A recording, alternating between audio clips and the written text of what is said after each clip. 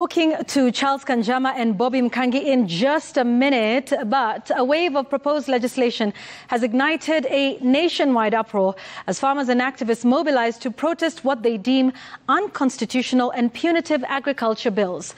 Spearheaded by the Kilimo cha Haki stakeholders, the pushback highlights concerns that these laws threaten food sovereignty, disproportionately impacting small-scale farmers, and could precipitate a devastating food crisis in the country in the coming year. Jimmy Mbogo reports. The presentation of 9 proposed bills before the legislative arm has sparked outrage among Kenyan farmers. According to Kilimo cha Haki, an agricultural-based lobby group, the move is a threat to Kenya's food sovereignty. The lobby group further argues that the proposed bills could lead to the erosion of local farming practices, taking issues with some of the provisions of the bill that require farmers to obtain diplomas or degrees to engage in agriculture, while at the same time imposing exorbitant license fees, which they say is a way designed to put small-scale farmers out of business. Many small-scale holder farmers will find themselves in a cycle of poverty. We will be having widespread bankruptcy because farmers can barely cover the existing costs, and an imposition on further financial obligation will only push them into the brink of bankruptcy. Further, stakeholders now want the government to intervene and stop the 9 bills from being advanced any further, arguing that it will lead to an overregulation of the sector as well as duplication of roles between what state agencies have been mandated to do, making it harder for farmers.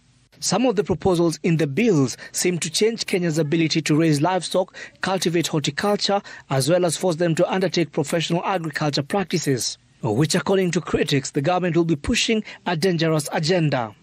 A closer scrutiny at some of these bills indicates what could be a plot to take away our indigenous food sovereignty, and their adverse impacts will far much outweigh the supposed benefits. Some of these bills are actually criminalizing the act of agriculture itself. Kenyan farmers and livestock keepers produce and farm to feed their families, and just the excess of it is what is taken to the market for sale. We are emphasizing to government, let's freeze new regulations for a while in agriculture. Let's look at what we have currently.